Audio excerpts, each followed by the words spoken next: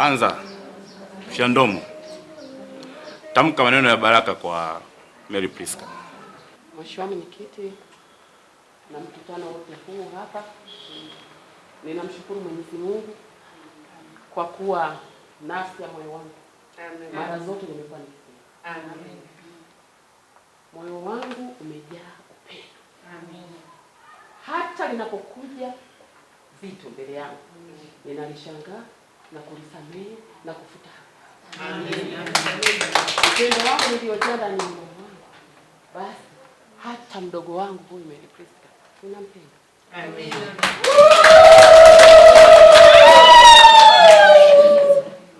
Karibu Mheshimiwa Mary Priska.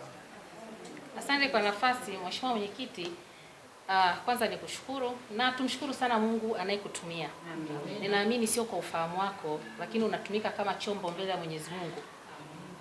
Upendo ndio amri kuu ambayo sisi tumepewa.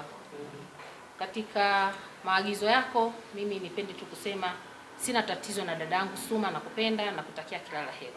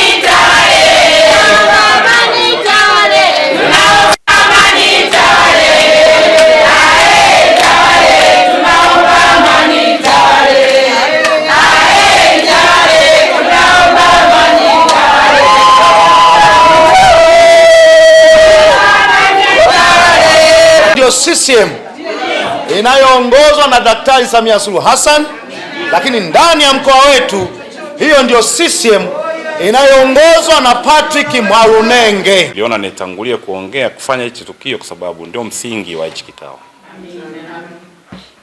Na nimefurahi kwa moyo wenu wa dhati. Mmesema wenyewe kwa vinywa vyenu kwamba mmesameheana. Na Mungu awasaidie. Sababu mmeongea, ndio maana nimesema muongee mbele ya hawa walio hapa dhamana. Wakati hawa wanakuchagua walikuwa hawakujui nadhani, au walikuwa wafahamu kwamba utawatumikia katika kiwango gani, lakini walipata imani ndio wakakuchagua. Kwa imani hiyo hiyo na hakika wataendelea nayo, kuendelea kuishi nayo, na maneno aliyotamka hapo basi na hakika kwamba na Mwenyezi Mungu naye ameyasikia, kwa sababu sisi wote ni waja wa Mwenyezi Mungu. Lakini vile vile Suma Fyandomo, waliokupa dhamana ni wanawake hawa kwa imani yao wakakuchagua kwa kula za kishindo, na umetamka mbele yao na sisi viongozi. Kwa natamani haya mahusiano yaendelee. Nitashangaa sana kuona tena viongozi huko mnawagawa. Nitashangaa sana. Na nasema laana sio mpaka ipate labda nyumbani kwa wazazi wako. Laana utaipata kutoka kwenye jamii. Nasema jamani, hapa duniani tunapita. Haya maisha yanapita. Vyeo vinapita. Tupendane wana Mbeya. Kina mama mpendane.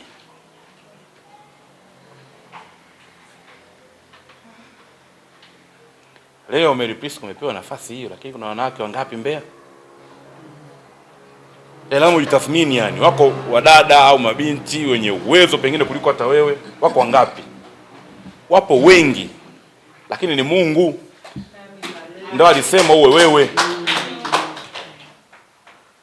Suma Fyandomo, mko wangapi? Kwa maana katika mkoa wote wa Mbeya wanawake mko nyewe wawili tu wenye uwezo. Mpaka ifikia hatua muugawe mkoa. Haiwezekani. Ndio maana nimetangulia mimi kwamba mshikane mkono kurudisha umoja. Mimi sio mtu wa kushauri kesi. Sijai kushauri kesi katika maisha yangu. Na wala sitaki kushauri kesi. Kesi imeisha hapo.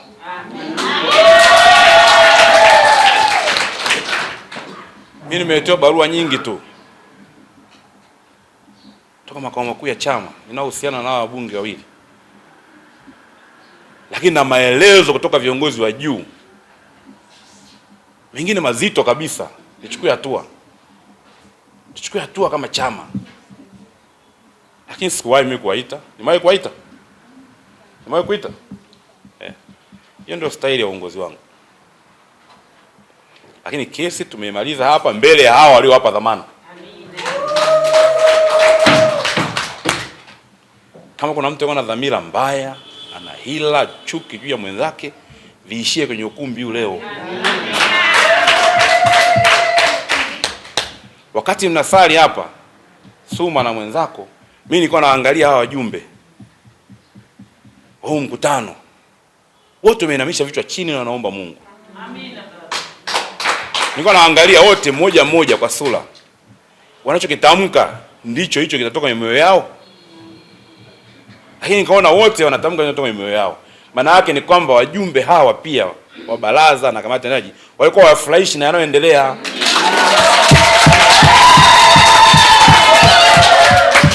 Hao naongea uongo. Tatizo ni kinywa. Viongozi na waombeni sana, tujifunze kuwa na kinywa. Yaani mgogoro wa Mary Priska na Fyandomo ni kinywa. Hakuna kitu chochote. Ndio maana nimeongea hapo, kumwangalia huyu anaweza kana hila ya kumuua Suma, anaweza? Jinsi alivyo huyu. Au Suma anaweza kana hila mbaya juu ya Mary Priska kumuua. Sasa mambo mengine yanatoka wapi? Kinywa.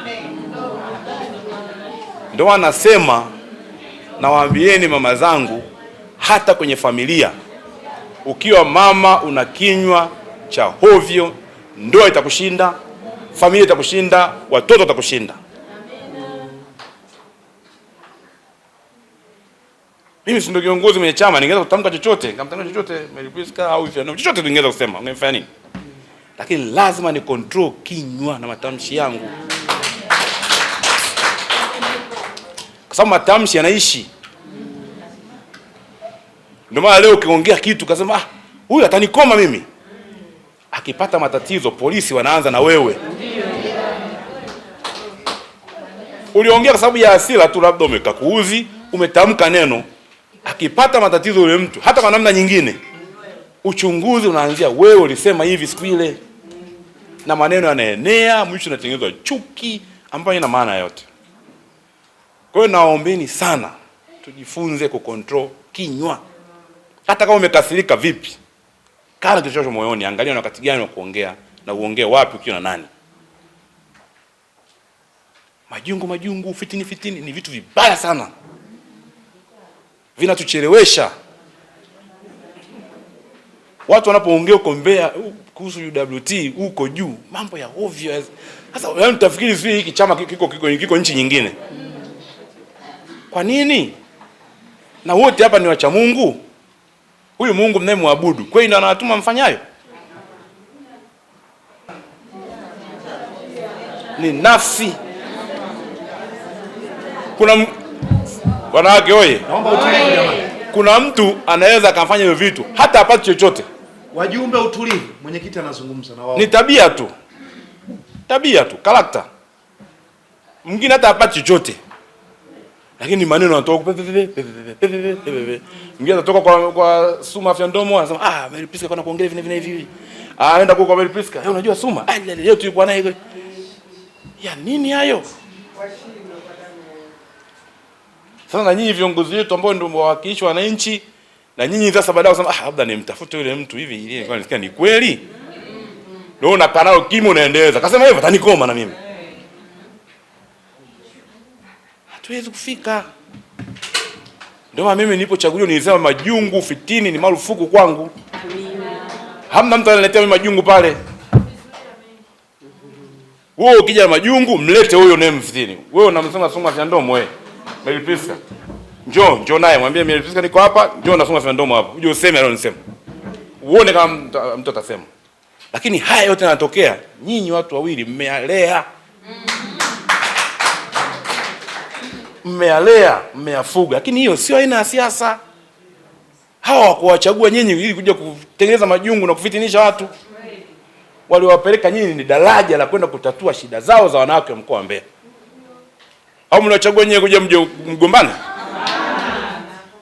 Ili mpeleke message za wanawake wa Mbeya. Na nikisema hivyo sina maana kwamba mfanye kazi. Nafanya kazi kubwa sana. Mimi naona nafuatilia Mary Priska kazi wanazofanya kwa wanawake. Wananufaika sana. Nafahamu. Suma vya ndomo unafanya kazi kubwa. Naona mimi nafuatilia. Kinachotia dosari mnalea majungu na ufitini. Hiyo ndio dosari ambayo mmeifuga. Na niseme wazi, tumeomba leo hapa, hivi vitu vikiendelea mtawakosa wote wawili huko tunakokwenda. Wakati wa uchaguzi mtawakosa wote wawili.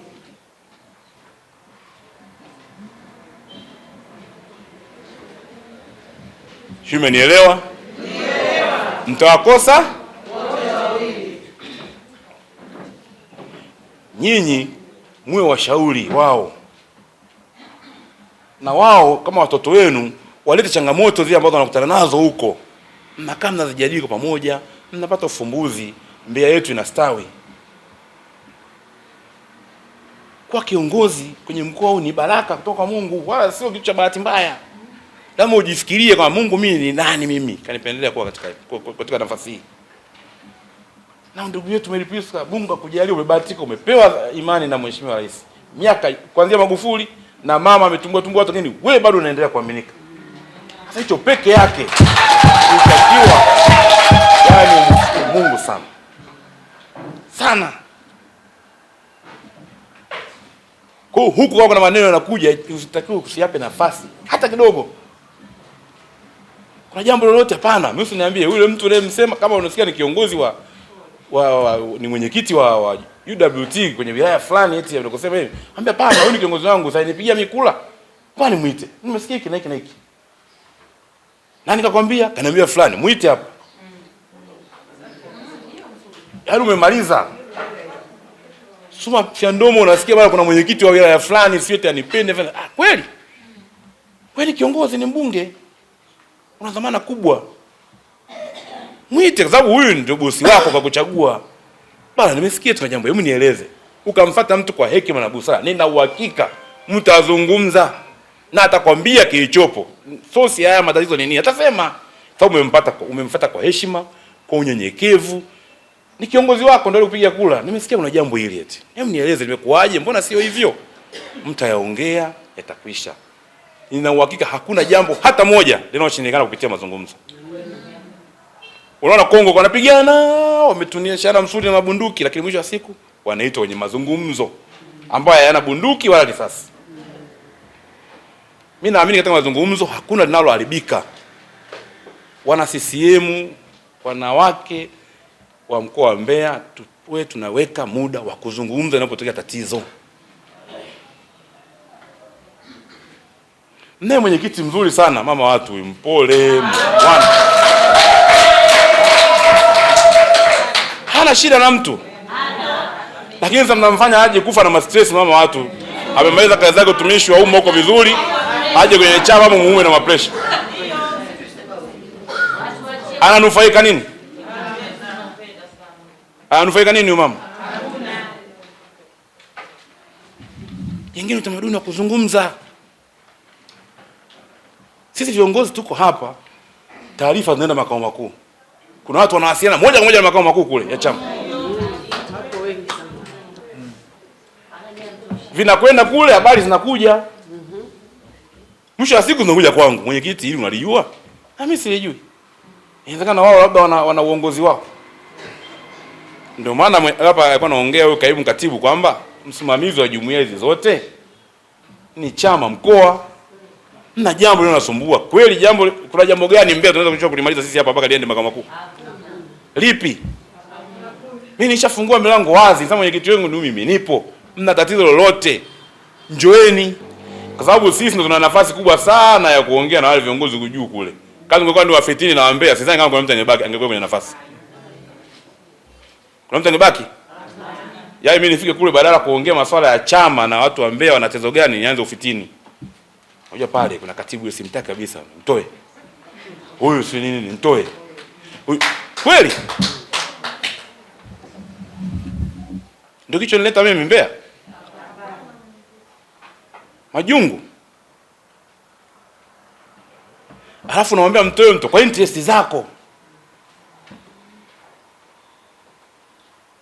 Nani aliyekamilika hapa? Asimame. Aseme mimi kwenye utendaji wangu na utukufu mimi nimenyoka, sina tatizo lolote. Nani asimame hapa? Hayupo. Sasa kama kila mtu ana mapungufu, kwa nini unakaa muda wote kumsakama mwenzako? Kwa nini? Angalia kamilika. Mimi mwenyewe sijakamilika. Kila siku nakuwa na side na Mungu. Mungu nakuomba nipe hekima, nipe busara, niwaongoze hawa watu. Namuomba Mungu kila siku. Hata ninapoongea nisiteleze katika matamshi yangu. Sasa matamshi yangu yanaweza kawa sumu.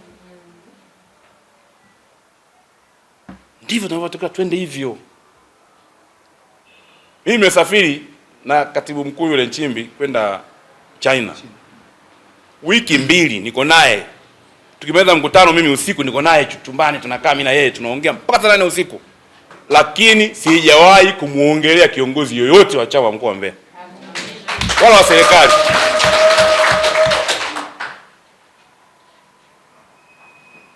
Sijawahi. Mimi tunaongea pale mambo ya nchi, naongelea matatizo ya mkoa wangu wa Mbeya, tunaweza kufanyaje? Hiyo ndio nazungumza mimi. Tunavukaje sisi mkoa wetu wa Mbeya upate maendeleo? Sio kufitinisha mtu. Haya mimi namtoa labda katibu wangu wa mkoa au wengine namtoa. Atakuja mwingine atakuwa malaika. Sasa kama hutaki kufanya kazi na viongozi, basi chukua mtu wako kutoka mbinguni, mchushe muombe malaika washushe watu kutoka mbinguni kufanya nao kazi. Madam unafanya na wanadamu walioumbwa na Mwenyezi Mungu. Kila mtu ana mapungufu yake. Yule atakuwa mzuri upande huu, huko atakuwa na mapungufu. Lakini tunakwenda tunaelekezana. Ndio maana iko katiba ya chama inatunyosha. Kwa mstari bwana politeleza, hapa anaenda hivi, ndio maana tunakwenda mbele. Toka kuasisiwa kwa taifa hili. Wote walioificha Chama cha Mapinduzi hapa ilipofika hawakuwa kama wamenyoka kwa miungu watu. Lakini leo hii huyu huyu afai. Huyu angetoka.